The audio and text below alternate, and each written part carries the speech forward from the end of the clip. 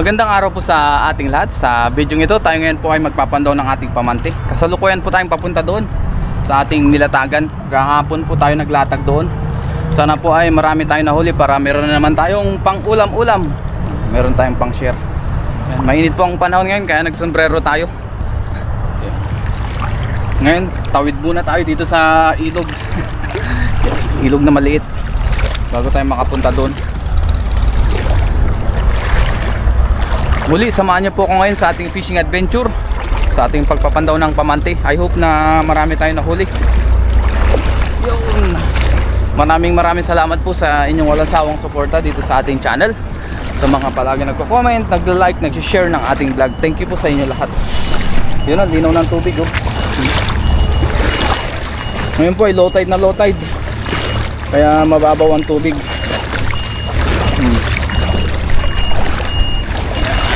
Fishing adventure ulit tayo dahil day off na naman natin ngayon.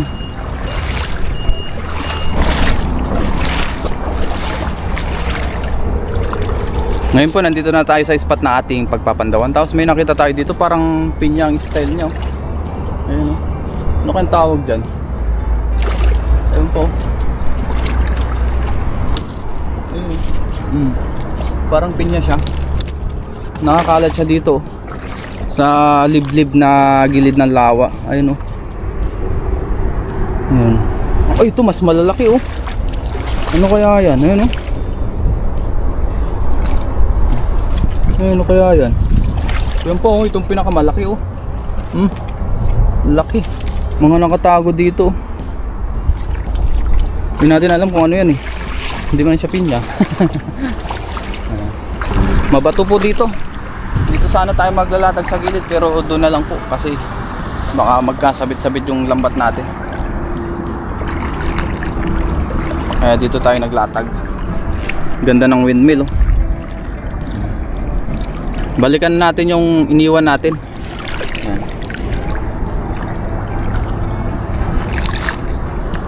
Nung nakaraan pala nagpandaw tayo dito, marami tayo nahuli na alimango at tilapia. Sana ngayon marami ulit. Iniwan kasi natin dito ulit ng ilang oras, 8 oras yata. Ngayon po ay hapon na. Tirik na tirik pa rin ang araw ah. Kahit na alas 4 na po ng hapon, tirik na tirik pa rin ang araw.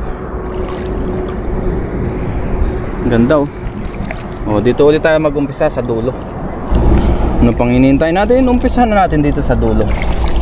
Sana marami ulit na huli.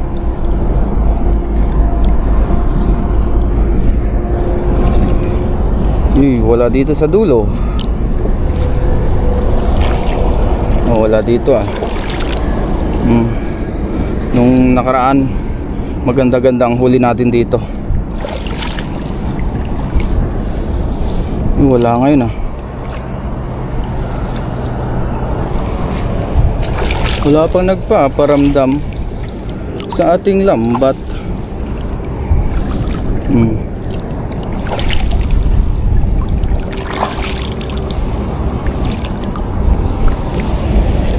Wala man.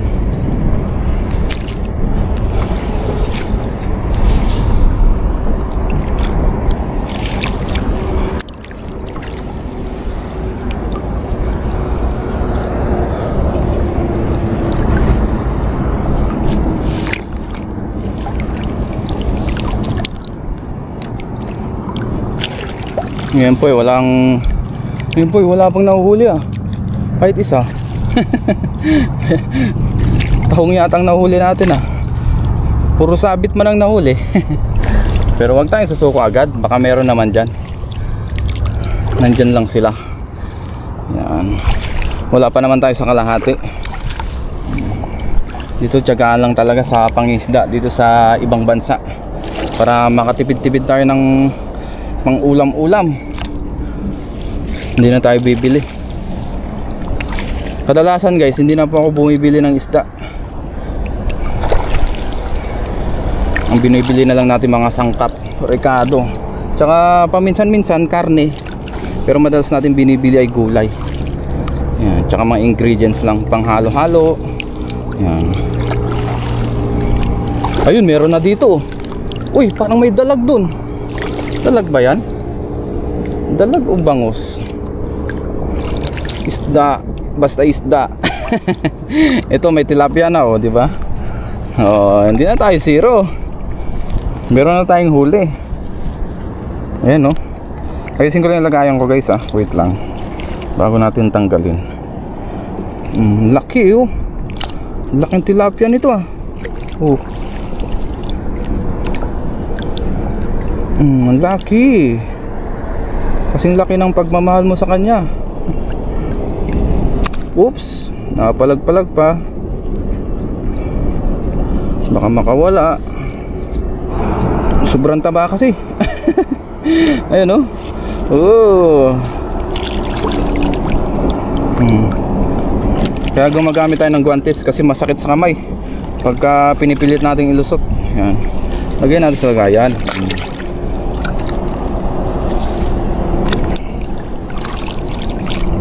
Tapos dito may bangus yata ito. Bangus ba ito?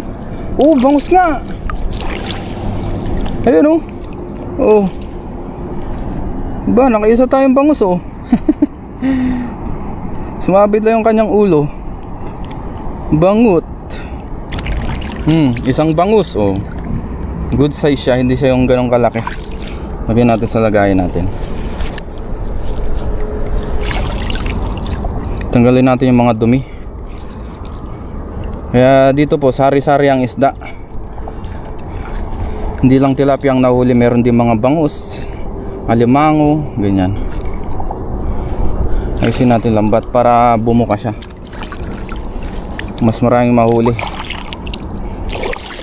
Baka dito meron pa. Mabiyaya sa lawa ng Taiwan.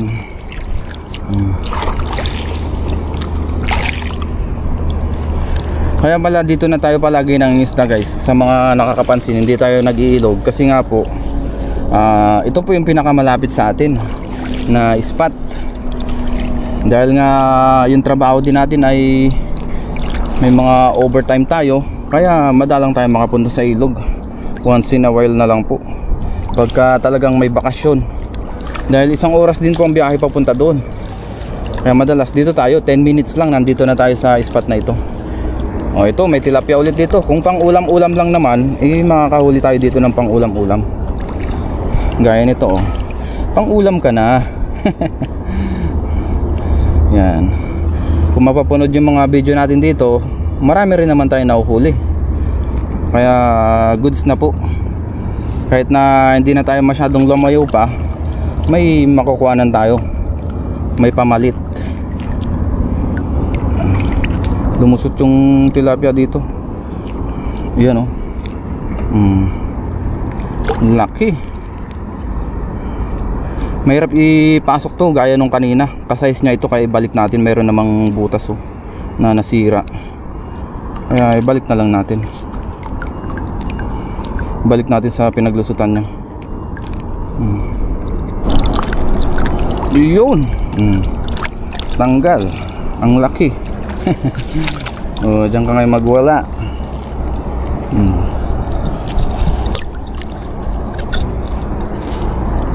Para hindi makatakas. Ay, may nakalutang pa dun. Ano kaya yun? Bangus pa ba yun?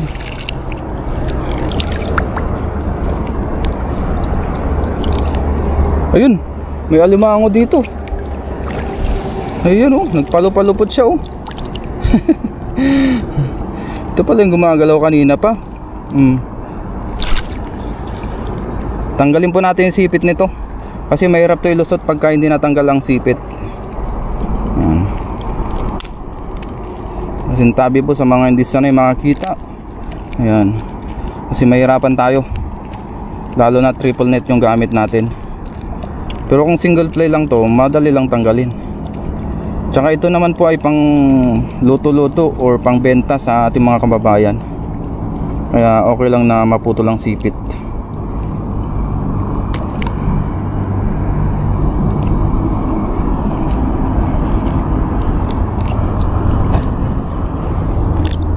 Tanggal. Ito pa, oh, tatalas ng ngipin niya, no. Pag tayo na sipit nito, baon po ito. Gaya nung nakaraan, nadali tayo nito, bumaon. Ayan. Lagyan natin sa ating lagayan. Ito pa oh. Tapos hanapin natin yung pinaglusutan niya. Yan, madali na po itong tanggalin. Kasi wala na yung sipit niya. Yan oh. So, sinira niya yung lambat natin oh. Pagka alimahong nahuhuli, talagang sira ang lambat. Asahan na natin yan. Dahil sinisipit niya nga. Napuputol yung mga tansi. Kaya lang sa dami ng tansi nito, hindi niya lahat mapuputol. Papalupot talaga siya. Gaya nito oh. Nagkapalupalupot siya. Ayan, diyan ka muna. Isang alimango na tayo. Uy, ayusin ko lang ito.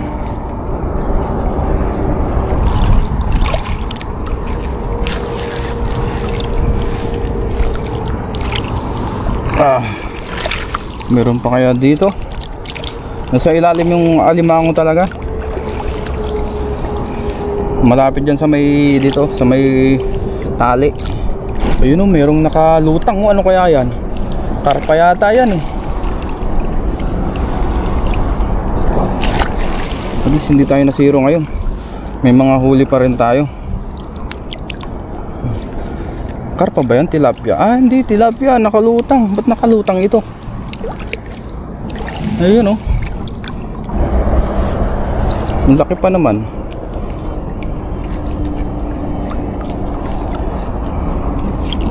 Patay na. Laking tilapia, manghina na. Nanghina na ang tilapia. Nagpalupalupot siya oh. Kung saan siya lumusot. Yun, laki oh. Oh, wala pa po yung hasang niya. Nagpalupalupot lang siguro siya, kaya namatay. Ayun oh. Ganda pa ng size eh, malaki-laki. Hirap lang ilusot. Hindi kaya siya sa lambat natin. Kaya hinanap natin yung butas, natagalan tayo. Baka meron pa dito sa kabila. Yun, hindi na tayo zero.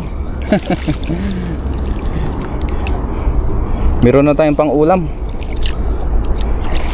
Tapos ito po iligpitin ko na rin. Kasi bukas ay may pasok na rin tayo.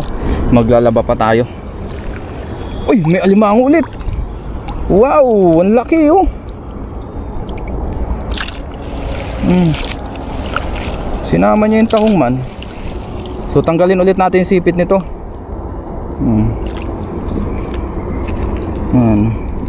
Oh, di ba? Lagay natin dito sa lagayan natin. Wow, ang ganda ng size. Yun, tanggal. Laki. Lagyan natin sa ating lagayan. Ayan.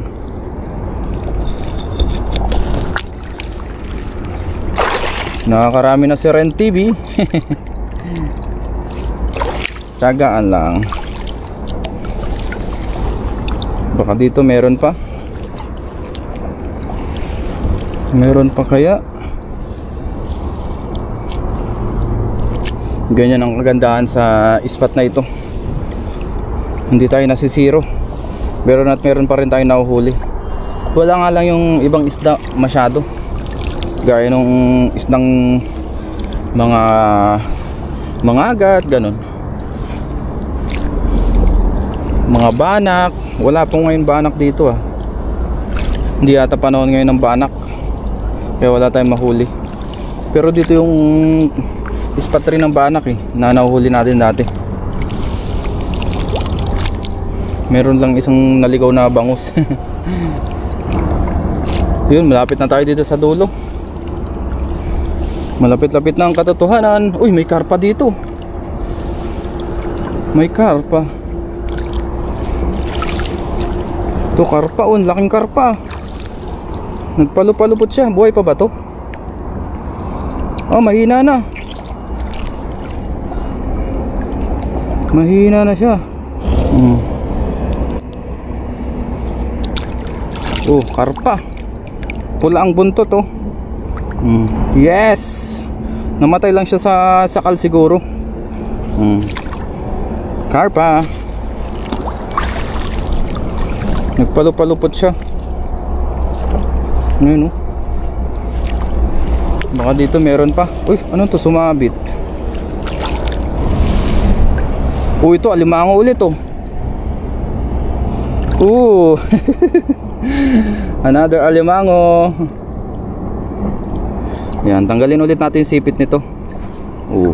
Ayaw magpahawak kayo. Ayaw magpahawak ng alimango. Magkamalikot.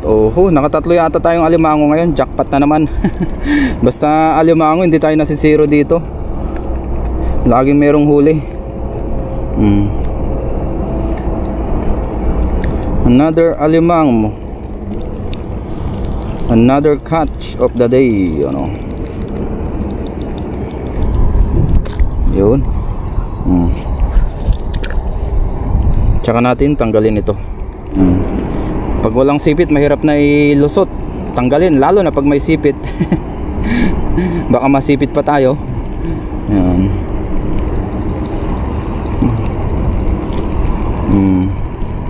Yun. Ayos na. 1 down. 3 down pala. 3 down na alimango. Meron pa ba dito? Baka meron pa sa ilalim. Wala na, puro tahong na yung ilalim. Black tahong na. Wala na po. Wala nang huli dito. Ayos na yung ating nahuli. Let's go. Ito na po yung ating mga nahuli. Hindi na masama, marami pa rin. Sari-sari po ngayon. May bangus, may karpa, may alimango, tilapia, di ba? Goods na pang ulam-ulam. Medyo natagalan lang tayo sa pagtatanggal ng alimango kasi nga po ay mahirap siya ilusot, tapos ayaw natin masira yung lambat natin para sa susunod magamit pa natin. So ayusin ko lang po tong lambat natin para maayos na natin at makauwi na rin tayo syempre para makapagluto pa. Let's go! Let's go! Thank you Lord sa mabayayang araw. Gawa lang muna akong thumbnail dyan sa gilid.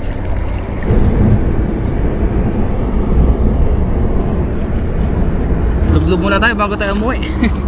Ligo-ligo muna tayo. Yan, dahil nga napagod. Linisin ko lang yung ating bota. Yan, napagod tayo kakatanggal ng huli. Tsaka kakapandaw ng lambat. Magbabad muna tayo saglit dito sa tubig. Grabe itong spot na ito. Pagka umuwi na tayo sa Pilipinas, mamimiss natin tong lugar na to. Ngayon po ay kasalukuyan na tayo yung 11 years na po dito sa Taiwan. This coming February, pag 11 years na po tayo. So ang limit lang ng stay dito ng isang manggagawa dito sa Taiwan ay 12 years lang po yung maximum. Depende na lang po kung talagang magugustuhan tayo ng boss, pwede tayong ipasok sa mid-level skilled workers na. Kaya lang madalang po yung ganun kasi kailangan nilang taasan yung sahod ng medyo malaki-laki. Kaya karamihan ng mga factory workers dito talagang pinapauwi na after 12 years. Maliban na lang talaga kung gusto tayo ni boss. Pero tayo naman okay naman na tayo sa 12 years. Kahit papano nakapundar naman na tayo ng meron na tayong bahay, ganyan. Kahit papano makakaipon pa naman tayo. Kaya yun, pag dumating yung time na yun ay mamimiss natin itong lugar na to. May kwento ko lang habang nandito tayo nakababad, habang nagre-relax. Tapos medyo mahangin pa sobrang biyaya itong spot na ito. Dami rin parang latag din ni Tatang Grabe, hindi ko namamalayan ay lagpas na pala tayo ng isang dekada dito sa Taiwan. Naalala ko ay bagets-bagets pa lang tayo nung pagpunta natin dito. Ngayon ay 30s na tayo. Pero nagpapasalamat pa rin ako sa ating Panginoon kasi binigyan tayo ng opportunity na ganito, makapagtrabaho dito sa ibang bansa. Malaking bagay na rin po itong Taiwan sa akin. Kasi ay binago niya rin yung buhay ko. Especially sa financial. Kung nag-stay ako sa Pilipinas, yun nga, hindi natin maipapatayo yung bahay natin. Gawa nga, syempre, ang trabaho natin dun ay sa factory. Eh, mababa naman ang sahod dun. Kahit nga supervisor, mababa ang sahod sa atin. Lalong lalo na pagka dun lang tayo sa isang ordinaryong factory worker, di ba? Kaya machine operator. Talagang napakababa po ng sahod sa atin. Kaya nag-Taiwan din ako para kahit papaano umangat-angat ng konti sa buhay, makapag-ipon, makapagpatayo ng bahay. Pero biyaya naman ay natupad naman lahat yun. Sobrang blessings. Thank you, Lord. So let's go, uwi na po tayo. Baka maikwento ko na po yung ating buong naging buhay. So kwento ko lang din yon para at least malaman din ng ating mga viewers na mga bago-bago pa.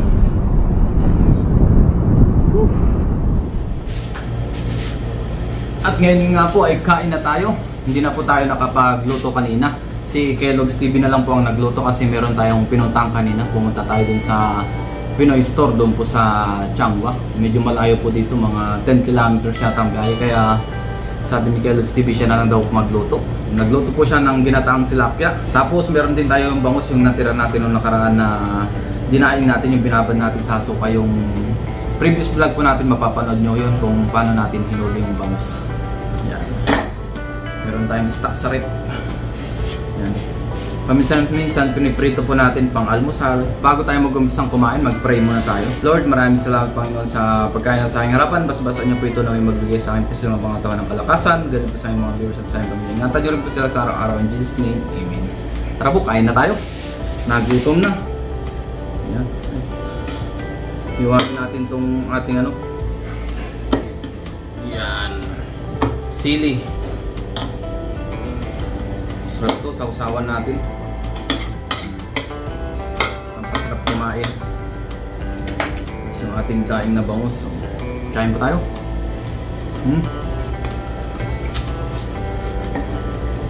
Tapos ito po ay ginataang tilapia. Yung alimango po na nahuli natin ay dinaan natin kanina kay Brian para maisama po sa may bebenta. Siya na po bahala doon para meron tayong pandagdag ng pang-alaw-allowance, ang bili-bili ng merienda. Hindi naman tayo madalas nakain ng alimango, paminsan-minsan. Sa susunod na panghuli natin doon, magluto naman tayo alimango.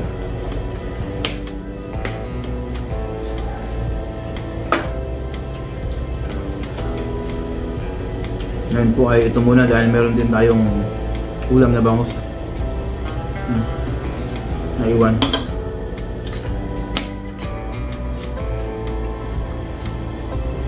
Ating tilapia. Kain po.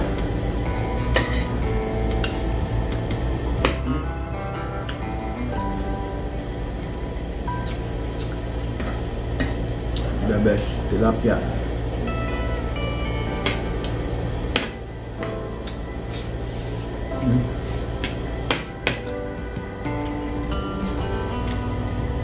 Ayos ang luto ni Kellogg's TV.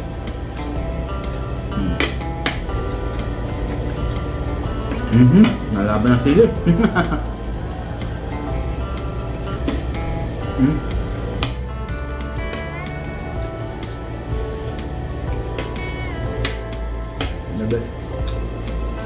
Nagutom.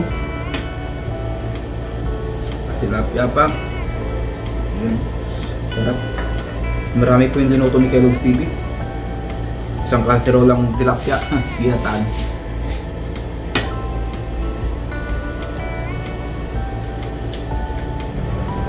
Tapos meron pa tayong mga natirang bangus sa rep. Yung binabad natin nung nakaraan. Kahapon pala yun. Kahapon. Namisda tayo kahapon. Nagdala tayo.